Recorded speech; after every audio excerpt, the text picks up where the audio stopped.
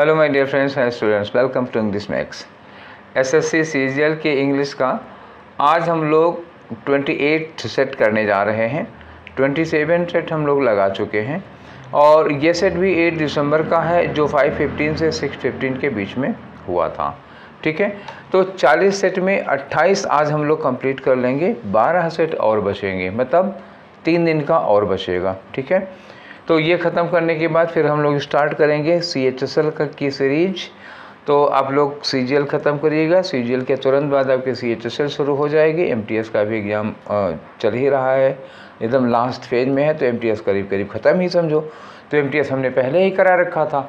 आपके इसी महीने में मैं CGL ख़त्म कर दूँगा और CGL के बाद फिर आपके पास 1 महीना टाइम रहेगा। जून में जी भर के आप दोहराइएगा, प्रैक्टिस सेट लगाइएगा, फिर शुरू करेंगे। मतलब जून में हम ख़त्म कर देंगे CHSL का, आप जुलाई में CHSL देखिएगा मज़े से। ठीक है, तो मैं 1 महीना पहले ही इसको ख़त्म करता जाऊंगा। ठीक है, उसके बाद सेलेक्ट करूंगा जो अभी मैं CGL का करा रहा हूं, उसमें चीज़ें जितने भी इडियम्स आए थे वो इकट्ठा कर दूंगा, जितने भी एंटोनियम सिनोनियम इस तरह के क्वेश्चन थे वो इकट्ठा करके भी मैं आप लोगों को देने वाला हूं। तो अभी आप लोगों ने PDF सॉल्व कर लिया होगा, तो चलिए शुरू करते हैं आज का वाला डिस्कशन। और आज के डिस्कशन में ये रहा पहला क्वेश्चन आपकी स्क्रीन पर। और पहला क्वेश्चन किस पर है? सिनोनिम बताना है। किसका? वेवरिंग का। तो वेवरिंग का मत देखो, पहले वेवर क्या होता है। वेव का मतलब क्या होता है? लहरें होती हैं, और वेव में आर लगा दोगे तो वेवर हो जाएगा। वेवर का मतलब क्या होता है ना, अस्थिर होता है, आदमी हिलता डुलता रहता है। ठीक है ना, क्या होता है? हिलता डुलता रहता है। तो अगर एक जगह पर टिका हुआ ना हो तो भी वेवरिंग हो जाएगा। और विचारों के लिए यूज़ किया जाता है। मान लो आपके दिमाग में जो थॉट्स हैं, आपके जो विचार हैं, सुबह कुछ, दोपहर में कुछ, शाम को कुछ, किसी चीज़ को लेकर के बदलते रहते हैं अपने आइडियाज़ को, अपनी राय को, तो वो वेवरिंग हो जाता है। तो इसका साइनोनिम क्या होगा? फ्लक्चुएटिंग हो सकता है। फ्लक्चुएट करना मतलब बदलते रहना, एक चीज़ पर टिके न रहना, बदलते रहना हो जाता है। तो साइनोनिम सबसे सुटेबल तो यही वाला है। अब आया अनकन्विंसिंग। अनकन्विंसिंग का मतलब क्या होता है? कोई ऐसी चीज़ जिस पे कोई पक्का डिसीजन नहीं लिया जा सकता। तो ये क्या हो गया? इनडिसिसिव। क्या करेंगे इसके लिए? इनडिसिसिव मतलब अनिर्णायक, जिस पर कोई मतलब निर्णय नहीं लिया जा सकता। ड्रेंच का मतलब होता है एकदम लथपथ। अब कहोगे लथपथ किससे? चाहे खून से लथपथ हो, चाहे पसीने से लथपथ हो, चाहे कीचड़ से लथपथ हो, चाहे धूल मिट्टी से लथपथ हो, मतलब एकदम से पूरी तरह से मतलब भीगा हुआ, ये होता है लथपथ। और सिकली का मतलब तो बीमार होगा। अब आ जाओ, कितने ऑप्शन आपके लिए हो सकते हैं। बीमार, ड्रेंचिंग का कोई लेना देना नहीं, वेवरिंग का अनकन्विंसिंग से भी कोई लेना देना नहीं, फ्लक्चुएटिंग पहले भी वही था और अब भी वही वर्ड है। ठीक है, बढ़े आगे। तो चलते हैं क्वेश्चन नंबर 2 की ओर। क्वेश्चन नंबर 2 में क्या है भैया? वो देख लो, अरेंजमेंट ABCD लगा हुआ है। तो पढ़ो। ए में क्या लिखा है कि on my way to school, जब मैं स्कूल जा रहा था तो उस रास्ते में, स्कूल के रास्ते में, आई मेट माई अंकल, मैं अपने अंकल से मिला, who had return from England, जो इंग्लैंड से लौटकर आए थे। तो घटना की शुरुआत तो यहाँ मिल रही है अच्छी खासी, हो सकता है यही हो। Then I invited him to my place. Him कौन हो गए? ये इनके अंकल हो गए, मतलब किसी भी कीमत पर। अच्छा, यहाँ देन लिखा हुआ है, उसके बाद मैंने उनको इनवाइट किया। तो पहले आदमी मिलेगा तभी तो उनको अपने घर पे इनवाइट करेगा। तो किसी भी कीमत पर जो बी है वो ए के बाद ही होगा, तुरंत बाद में हो या बीच में और गैप हो, बीच में और कोई सेंटेंस आए, हो सकता है। ठीक है, फिर लिखा he was very pleased to see me, वो मुझे देखकर बहुत खुश हुए थे। And asked about my parents. अब ये ही कौन है? यही भी वही अंकल हैं इनके। कहाँ खो गए अंकल? ये अंकल हैं। ठीक है तो मतलब ये भी बाद में ही रहेगा। अच्छा, लिखा on he asking me about my parents. अब ये भी ही किसके लिए लगा हुआ है? ये भी उन्हीं अंकल के लिए। तो मतलब 3 सेंटेंस में ही लगा हुआ है। ठीक है ना, ही हिम, ही हिम, ही हिम।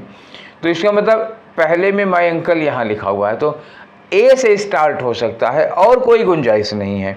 स्टार्ट ए से होगा, तो ये दोनों तो गए काम से। ए से स्टार्ट होगा, अब ए के बाद बी होगा या ए के बाद सी होगा, अब ये बता लो। ठीक है, रुको इसको क्लियर करके बताते हैं। ये हो गया था कि ए पहले होगा, अब ए के बाद बी होगा कि सी होगा। देखो ये में लिखा है कि जब मैं स्कूल जा रहा था रास्ते में मुझे अंकल मिले जो कि इंग्लैंड से अभी आए थे, और बी में है कि then I invited him to my place, तो मैंने उनको अपने घर के लिए बुला लिया।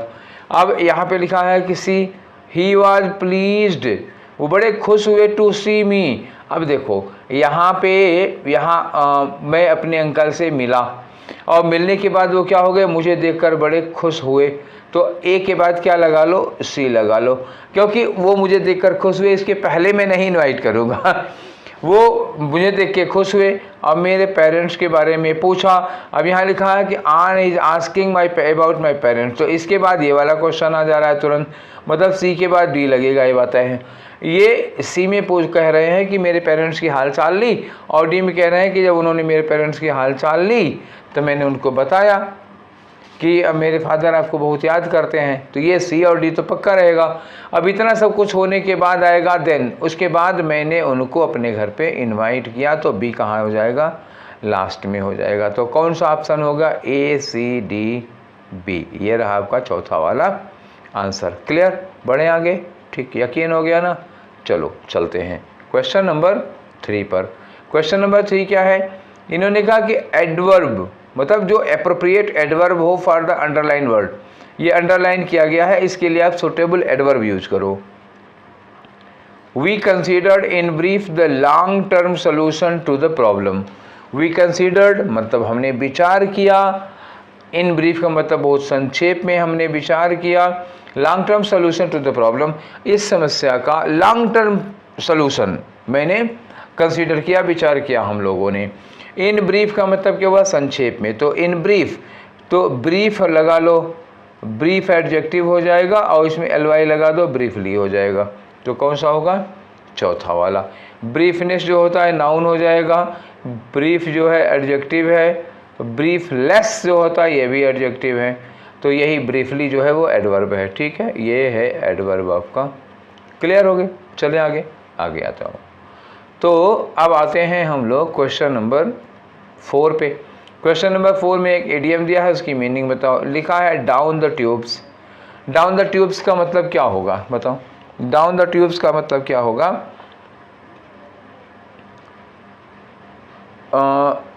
मिंटिंग मनी, या बीइंग इनफॉर्मल, या गोइंग टू स्विम, या फेलिंग कंप्लीटली। तो डाउन द ट्यूब का मतलब क्या होता है, फेलिंग कंप्लीटली, पूरी तरह से असफल हो जाना, ये होगा डाउन द ट्यूब्स। ठीक है, आगे बढ़ें। क्वेश्चन नंबर 5, और ये रहा आपका क्वेश्चन नंबर 5। क्या बताना है, एंटोनिम किसका, ये जो अंडरलाइन किया हुआ है। ठीक,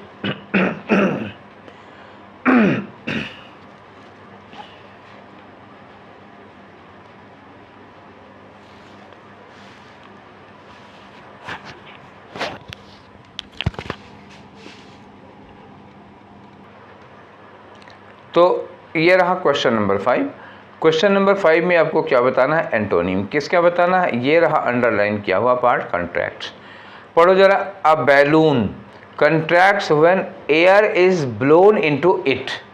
एक बैलून है वो कंट्रैक्ट करता है। कंट्रैक्ट्स का मतलब क्या होता है, सिकुड़ता है। When air is blown into it, जब गुब्बारे में हवा भरी जाती है।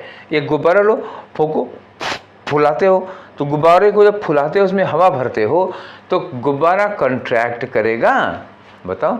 नहीं, कंट्रैक्ट कैसे करेगा, तो गुब्बारा फैलता है, गुब्बारा कंट्रैक्ट नहीं करता। तो इस कंट्रैक्ट का अपोजिट लगाना है आपको, ये लिखा है ना एंटोनिम। और कंट्रैक्ट का अपोजिट क्या होगा, यहाँ से ढूंढो।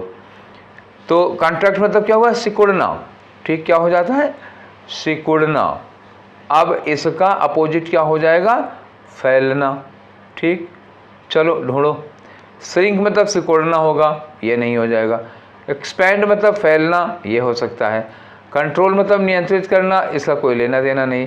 रिपल्सेस अट्रैक्शन, अट्रैक्ट मतलब एक दूसरे की ओर आकर्षित होता है, रिपल्स मतलब एक दूसरे से दूर भागना, प्रतिकर्षण, इसका कोई लेना देना नहीं। तो एक ही ऑप्शन है, एक्सपैंड मतलब फैलना, ठीक है, और श्रिंक और कंट्रैक्ट मतलब सिकुड़ना हो जाता है। तो पांचवें का कौन सा हो गया? दूसरा हो गया। बढ़े आगे, क्वेश्चन नंबर 6।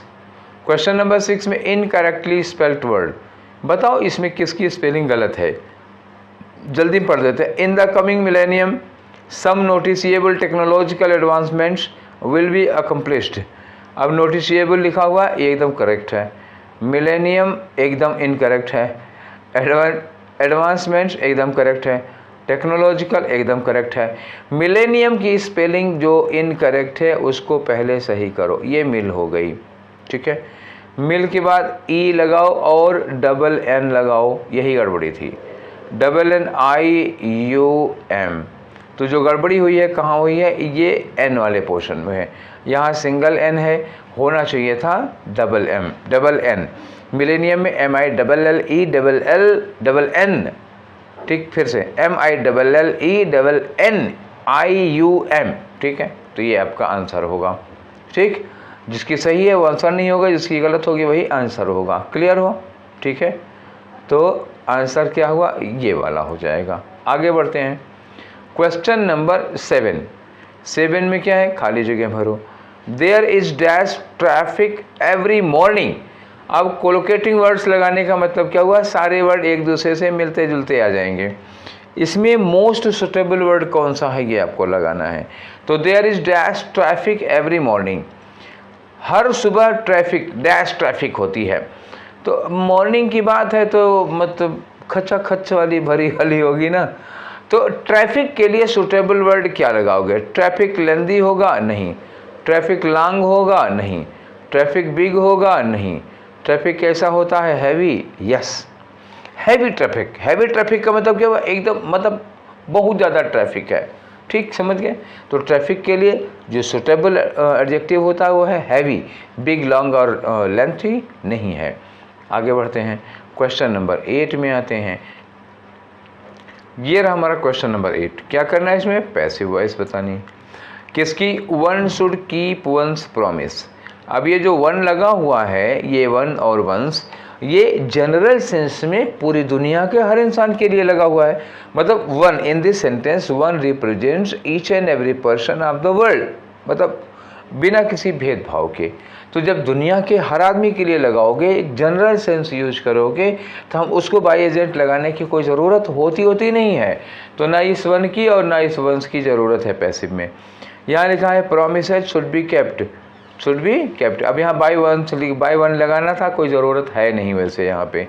यहाँ लिखा promises should be kept by one, तो ये बाई वन लगाने की कोई ज़रूरत ही नहीं है ना इसमें। और वन से तो स्टार्ट होगा नहीं, वंस प्रॉमिस, या यहाँ वन शुड कीप, तो ये तो हो जाएगा एक्टिव है इसमें, ठीक है। तो सबसे सुटेबल कौन सा हुआ? ये वाला हुआ, पहला वाला हुआ। नेक्स्ट क्वेश्चन की ओर बढ़ते हैं, क्वेश्चन नंबर 9। तो क्वेश्चन नंबर 9 किस बारे में है भैया? देखो, खाली जगह भरो। अब खाली जगह भरने के लिए देखो ये इडियम्स दिए हुए हैं, ठीक। एक जगह खाली है, उस जगह को फिल करने के लिए मोस्ट सुटेबल इडियम इनमें से कौन सा होगा? 4 के चारों इडियम हैं, ठीक है। तो चलो पहले इसको पढ़ना पड़ेगा। APJ Abdul Kalam, APJ Abdul Kalam house, हमारे स्वर्गीय राष्ट्रपति और दुनिया के महानतम वैज्ञानिकों में से एक डॉक्टर कलाम, हम सबके बहुत आइडियल और बड़े आदर्श। इन्हीं के घर के बारे में एक सेंटेंस दिया हुआ है कि APJ Abdul Kalam house located on mask street, जो कि मास्क स्ट्रीट मतलब मस्जिद वाली गली में था, was with in the reach of the famous temple Rameswaram. तो इन्होंने कहा कि ये मतलब जो प्रसिद्ध मंदिर है रामेश्वरम का, वहाँ से विद इन द रीच का मतलब बहुत करीब में है, बहुत नज़दीक में है। आगे लिखा है कि it was just dash from it, ये मतलब इनका घर इन मंदिर से थोड़ी सी दूरी पर है। थोड़ी सी दूरी के लिए मतलब बहुत नज़दीक में, बहुत कम दूरी पर है। इसके लिए आप सुटेबल इडियम कौन सा लगाएंगे? From pillar to post. From pillar to post मतलब क्या हुआ? एक स्थान से दूसरे स्थान तक। क्या होगा? एक स्थान से दूसरे स्थान तक। तो ये तो लगाना नहीं है यहाँ पे। आई स्टोन्स थ्रो अवे, आई स्टोन्स थ्रो अवे का मतलब क्या हुआ? थोड़ी दूरी पर, थोड़ी दूरी पर, ये तो सुटेबल लग रहा है। At one's finger tip, at one's finger tip का मतलब कोई चीज़ जब एकदम से प्रिपेयर्ड होती है, मतलब ऑलरेडी प्रिपेयर्ड, जो चीज़ पहले से ही एकदम रेडी हो, एकदम तैयार हो, उसको कहते हैं फिंगर टिप। जैसे आप लोगों को कुछ आंसर फिंगर टिप पे होते हैं तो एकदम से जैसे रटा हो, तुम सो रहे हो रात में गहरी नींद में 2 बजे कोई पूछे इसका आंसर, फटाक से मुँह से वही निकलेगा, चाहे अब जागो चाहे फिजिकली नहीं जागोगे तब भी आंसर आ जाएगा। ऐसे होता है ऑन वंस फिंगर टिप। आगे लिखा है एट आर्म्स लेंथ।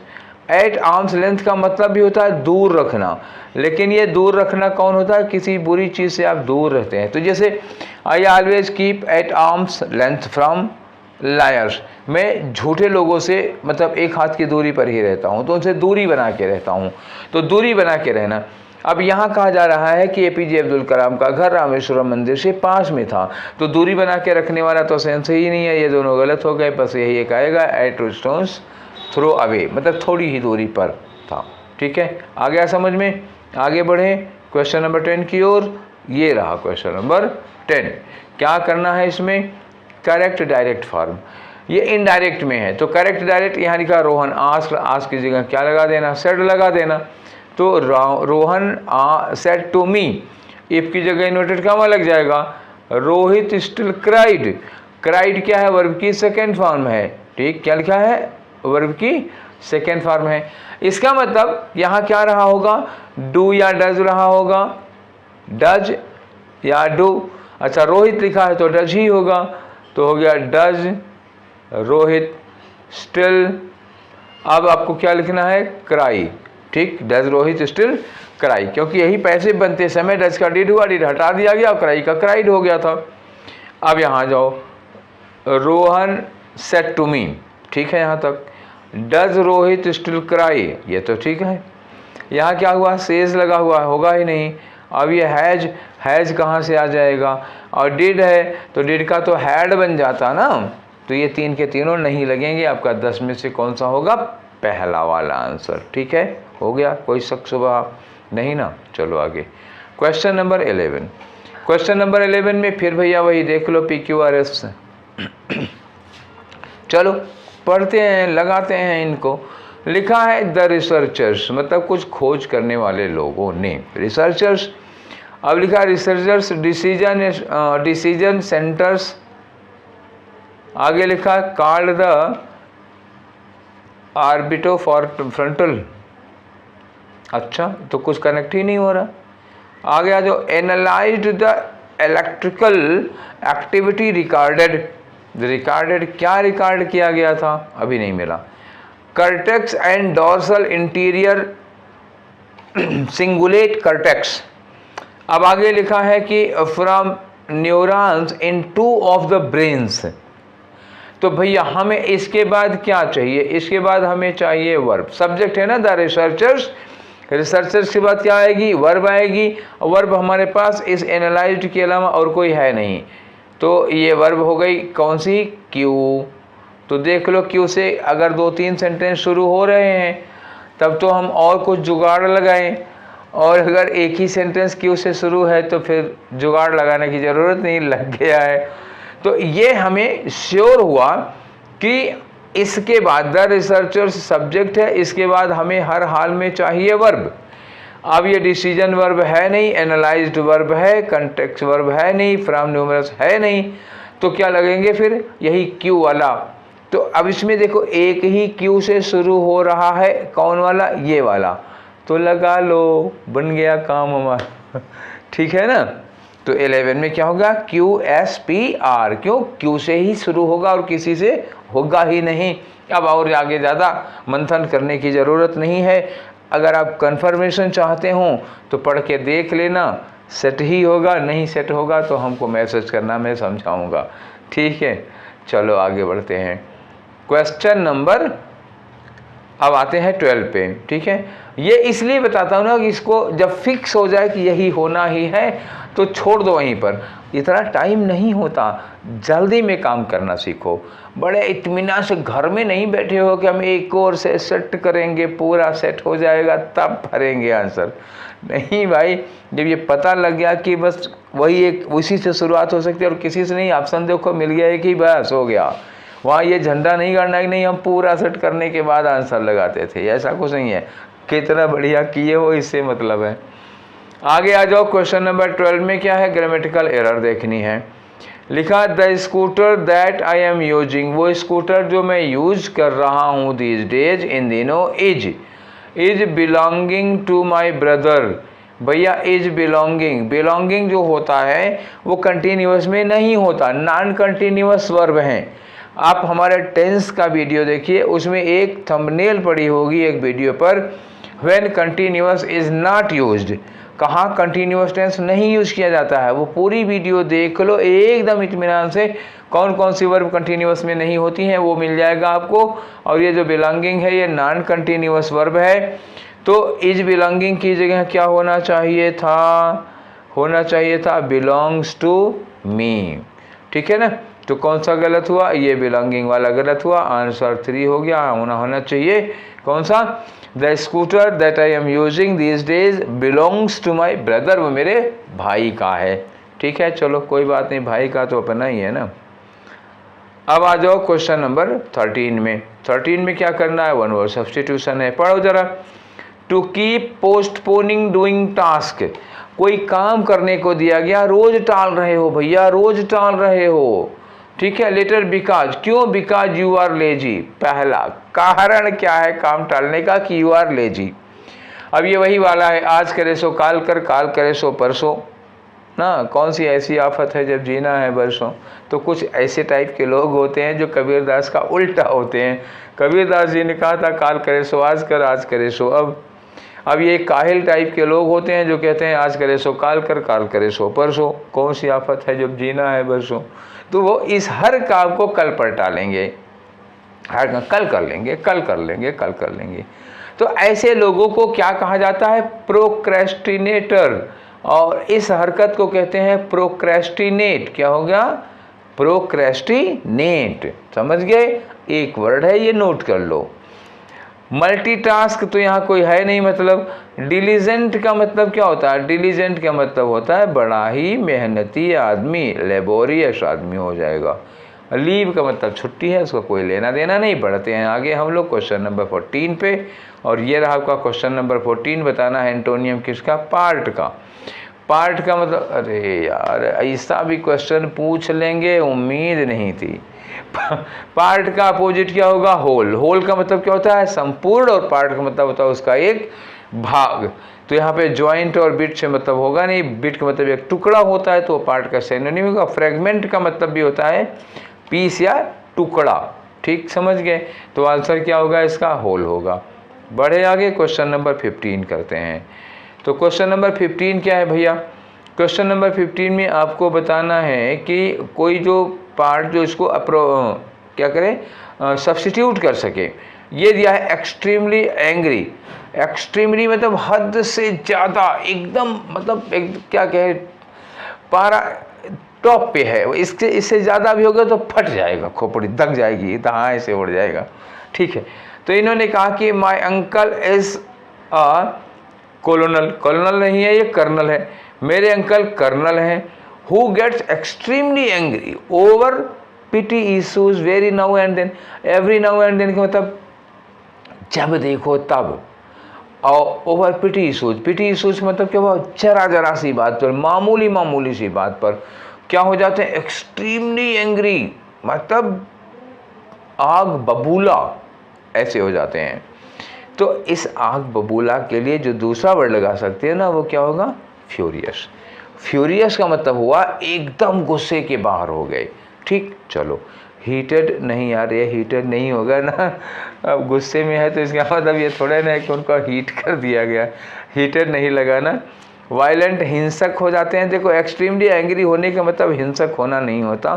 और फियर्स का मतलब क्या हुआ, बहुत ही भयानक, बहुत ही भयानक नहीं, भयानक भी नहीं है, फ्यूरियस सबसे अच्छा है, सबसे ज़्यादा गुस्से में, बहुत गुस्से में। ठीक है, आगे बढ़ते हैं। क्वेश्चन नंबर 16, और ये रहा 16। क्या करना है 16 में? 16 में करना है करेक्टली स्पेल्ड वर्ड बताओ। नीचे कुछ वर्ड्स दिए हुए हैं, उसमें जिसकी स्पेलिंग एकदम से करेक्ट हो वही वाली बता देना। अगर जो दिया है वो गलत है तो यहाँ दिया है मैनोवियर, ठीक है ना, MANOEOVRE,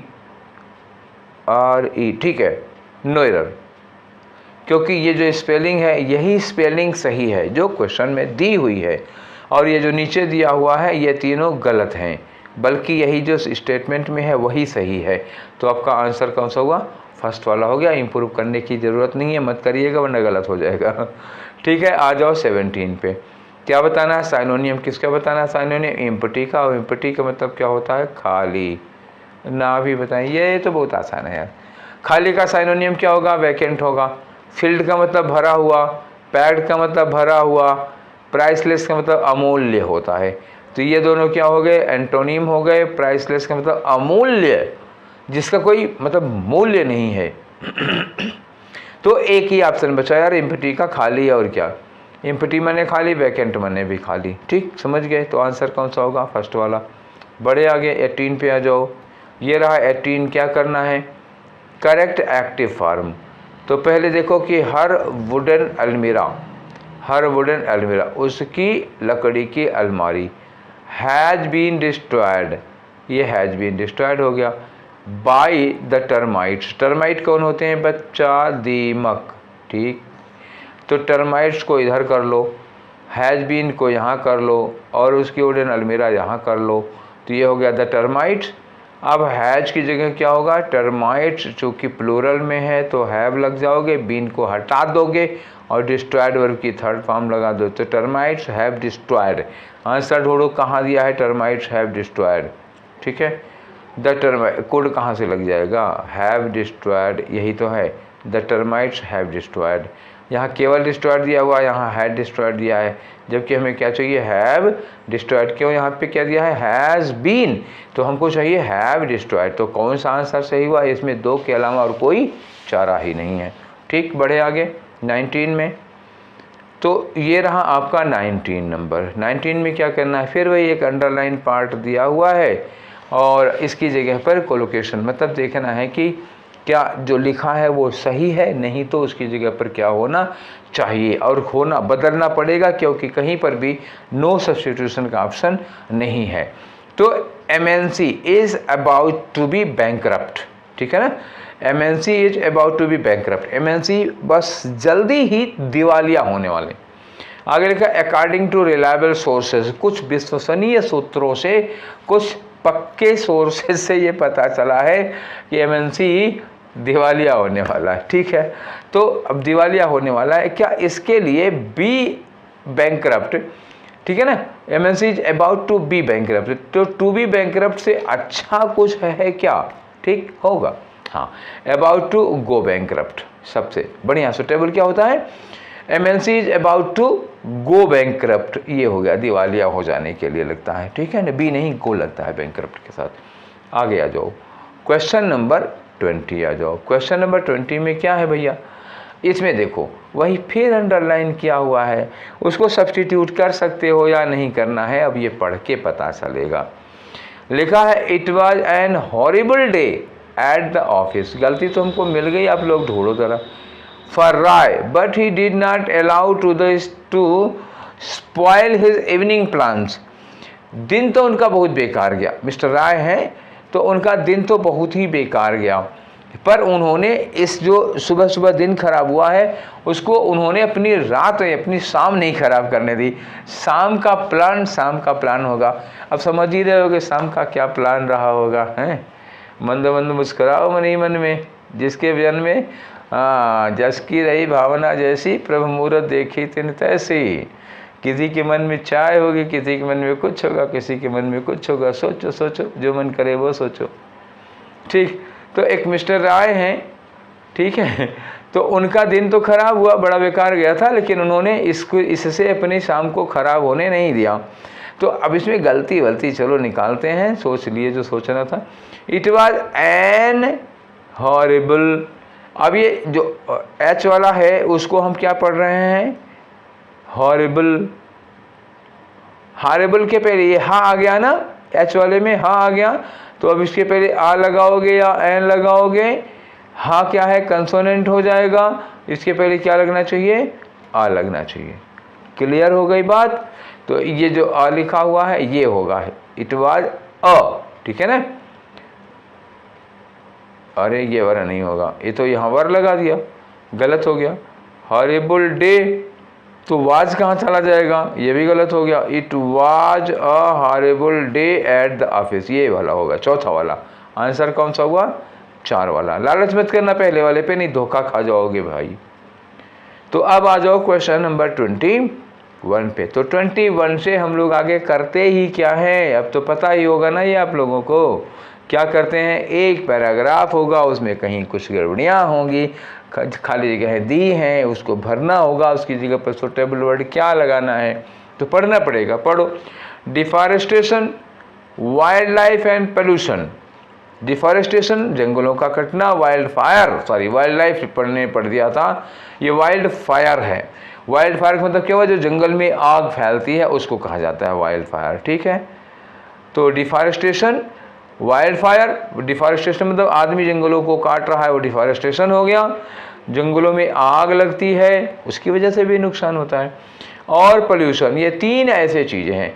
cause animals dash loss their homes, तो ये मतलब डिफॉरेस्टेशन और जो जंगल में आग लगती है वो, और जो पोल्यूशन होता है वो, ये 3 चीज़ें मिलकर के कारण बनती हैं। कॉज का मतलब कारण बनती है, एनिमल्स डैश लॉस, कि एनिमल्स का लॉस हो रहा है, लॉस देयर होम्स, तो जो जानवर हैं उनका घर छूट रहा है, वो क्या हो जा रहे हैं बेचारे, बेघर हुए जा रहे हैं। किसकी वजह से बेघर हुए जा रहे हैं, डिफॉरेस्टेशन, वाइल्ड फायर और पोल्यूशन की वजह से। आगे आ जाओ, एनिमल्स में be dash by their surrounding, तो जो एनिमल्स होते हैं अपने आसपास के वातावरण से क्या होते हैं, प्रभावित होते हैं। Most individuals are dash that, दुनिया में ज़्यादातर लोगों को इस बात की जानकारी है या नहीं है, जो भी लिखा जाएगा। अगर आर के बाद जानकारी नहीं है तो अनअवेयर, अगर जानकारी है तो अवेयर। तो most individuals are dash that they are taking down an animals home when they cut down trees for wood, ज़्यादातर लोगों को ये पता है, अनजान नहीं है लोग, ज़्यादातर लोगों को पता है कि वो जंगल को काट करके ज़्यादातर जानवरों को उनके घर से बेघर कर रहे हैं, आप उनका घर छीन रहे हैं, ठीक। तो ज़्यादातर लोग अवेयर होंगे, तो यहाँ क्या लगा दोगे, यहाँ लगा दोगे अवेयर दैट, ठीक। एनिमल, आगे लिखा है dash, animal is also lost, animal dash is also lost as a result of wild fire, ठीक है ना। तो यहाँ पे एनिमल की डैश चीज़ भी खो रही है, किसी की वजह से भी खो रही है, जो जंगल में आग लगती है। तो यहाँ एनिमल्स, एनिमल हाउस वगैरह जैसे कुछ लगा, जानवरों का घर, ये भी खो रहा है, किसकी वजह से, जंगल की आग की वजह से भी। आगे लिखा, the main causes of an animal, जो मुख्य कारण है किसी एनिमल के डैश हो जाने का, आर पोचिंग, पोचिंग मतलब हुआ अवैध शिकार, चोरी से शिकार करना, और स्मगलिंग, और उनकी तस्करी करना। तो मतलब क्या हुआ, बिकमिंग यहाँ पे विलुप्त, ठीक है। तो जो जंगलों के जो जानवरों के विलुप्त होने का मेन कारण है, ठीक, मेन कारण है, उसमें से क्या आ रहा है, पोचिंग मतलब उनका अवैध शिकार और उनकी स्मगलिंग, उनकी तस्करी, ठीक है। तो बन तो गया हमारा काम, और नीचे पढ़ने की कोई ज़रूरत नहीं है, ठीक है। चलो तो एक एक करके हम लोग भरते हैं। तो सबसे पहले क्या आया, डिफॉरेस्टेशन, वाइल्ड फायर और pollution causes animal dash loss their homes, इसकी वजह से एनिमल अपने घरों को खो रहे हैं। आ जाओ, ठीक है। तो क्या हो रहा है, काजेज एनिमल डैश लूज, तो अब यह क्या हुआ, काजेज एनिमल डैश लूज। अब ये लूज क्या है भैया, लूज है वर्ब की फर्स्ट फॉर्म, तो इसके पहले क्या लगेगा, टू, कौन सा लगेगा, ये causes animal to lose their home, तो टू लगा दिया, ठीक। अब दूसरे वाले में आ जाओ, इन्होंने इसमें देखो एक बार पढ़ लो क्या कहा है इन्होंने कहा एनिमल्स में be dash by their surroundings, animal अपने आसपास के वातावरण से डैश होते हैं। तो मे बी के बाद क्या हमें लगाना है, वर्ब की थर्ड फॉर्म, क्योंकि लिखा है बाय देयर सराउंडिंग। तो एनिमल अपने आसपास, अपने माहौल, अपने वातावरण से क्या होते हैं, बताइएगा। एनिमल अपने आसपास और वातावरण से क्या होते हैं, अफेक्टेड होते हैं कि एब्सोल्यूटेड होते हैं कि इंटेंसिफाइड होते हैं कि इफेक्टेड। इफेक्टेड तो वर्ब है ही नहीं, वो नाउन हो जाएगा, गलत हो जाएगा। ऑब्सलीट होते हैं, ऑब्सलीट का मतलब क्या, वो बहुत पुराना, मतलब जो घिसा पिटा जो अब चल नहीं रहा है, ये तो है ही नहीं। तो अपने एनवायरनमेंट से एनिमल्स क्या होते हैं, अफेक्टेड होते हैं, इंटेंसिफाइड नहीं, अफेक्टेड होते हैं, तो पहला वाला लगाओगे। अब आते हैं हम लोग क्वेश्चन नंबर 23 में, ठीक। तो क्वेश्चन नंबर 23 इसमें क्या है भैया, 23 में भरना आपको बैड है, अप्रीहेंसिव है, अनअवेयर है और कॉन्शियस है। तो अभी थोड़ी देर पहले हमने आपको बताया था कि ज़्यादातर लोग इस बात से अवेयर या अनअवेयर हैं कि उनके पेड़ों को काटने से आप जंगल जानवरों को बेघर कर रहे हैं। एक बार फिर से पढ़ के देख लो, ये रहा आपका क्वेश्चन, यहाँ लगाना है। मोस्ट इंडिविजुअल्स, ज़्यादातर लोग, are dash that they are taking down an animals home when they cut down a tree for wood. जब आप लकड़ी के लिए जंगल को या पेड़ को काट देते हो तो आप किसी जानवर को उसके घर से बेघर कर रहे हो। ज़्यादातर लोग इस बात से अवेयर हैं या अनअवेयर हैं, मान तो दोनों सकते हैं, अवेयर भी और अनअवेयर भी। तो चलो देखते हैं वहाँ हमें ऑप्शन क्या मिल रहा है, ठीक है, कि लोग इससे अवेयर और अनअवेयर। तो यहाँ लोग इससे बैड हैं ना जी, अप्रीहेंसिव मतलब क्या हुआ, डरे हुए, लोग इससे डरे हुए भी नहीं है, कॉन्शियस क्या, अनअवेयर हैं, ठीक। ज़्यादातर लोग इस बात से अनअवेयर हैं कि जब वो जंगल में पेड़ काटते हैं तो जानवरों को उनको घर से बेघर करते हैं। अब आ जाओ कि इस तरह से जानवर अपना क्या मिस कर रहे हैं, ठीक, क्या मिस कर रहे हैं, आगे बढ़ो। तो यहाँ लिखा है कि जब ये आप जंगल काटते हैं, आगे लिखा animals dash is also lost, ठीक है ना, animal dash is also lost, animal dash चीज भी खो रही है as result of wild fires, जंगल में आग के नाते। Animal dash is also lost, animal की डैश चीज भी खो रही है, खो रही है, क्या चीज खो रही है, एनिमल हैबिटेट, हैबिटेट मतलब उसका निवास, घर, बिल्कुल खो रहा है। एनिमल हस्बेंड्री, पशुपालन खो रहा है, नहीं। एनिमल डोमेन, नहीं। एनिमल एनवायरनमेंट खो रहा है, नहीं। ये जो कुछ हो रहा है उससे उसकी हैबिटेट, हैबिटेट मतलब क्या हुआ, उसका घर, उसका निवास, इसके ऊपर भी होम, हाउस, ये सब लगा था ना, तो वो हैबिटेट ही होगा, ठीक है, जानवरों का घर छिन रहा है, ठीक। नेक्स्ट क्वेश्चन पे आ जाओ। तो पहले हम लोग वहाँ से पढ़ लेते हैं, यहाँ से 5वें नंबर पे क्या होगा, लिखा है the main reason, the main causes of an animal, जो किसी जानवर के डैश होने का मुख्य कारण है। तो किसी जानवर के क्या हुआ, बिकमिंग डैश आर पोचिंग, उसका कारण क्या है, अवैध शिकार। तो इसका मतलब क्या हुआ कि ये क्या हो गए, विलुप्त तो हो रहे हैं 5वें नंबर पे। अगर कारण में शिकार और स्मगलिंग दी है तो इसका मतलब उन जानवरों की जान को खतरा है, वो एंडेंजर्ड हैं, वो रेड डाटा बुक में हैं, उनकी लाइफ को खतरा है। तो 5वें नंबर पे आ जाओ, आ जाओ आ जाओ आ जाओ, क्या भरें, यहाँ देखो। तो उनको क्या है, उनकी लाइफ को वाइल्ड है ना डिस्ट्रक्टिव, भैया लाइफ कहाँ डिस्ट्रक्टिव होगी यार, लाइफ क्या होगी, एंडेंजर्ड, खतरे में हो सकती है, इन्फ्यूज नहीं होगा, तो लाइफ उनकी खतरे में हो सकती है। ये रहा 25 क्वेश्चन किसका, 28 का, क्लियर हो गया। अब बताओ ये सेशन आप लोगों को कैसा लगा। आज मुझे लग रहा थोड़ी ज़्यादा मज़ा आई है आई होगी। तो ये 25 क्वेश्चन हमने कर लिया। आप लोगों को कैसा लगा, बढ़िया लगा तो कमेंट करना, अच्छा लगता है फिर हम लोग कल मिलेंगे 29 वाले सेट में। Till then take care, thank you.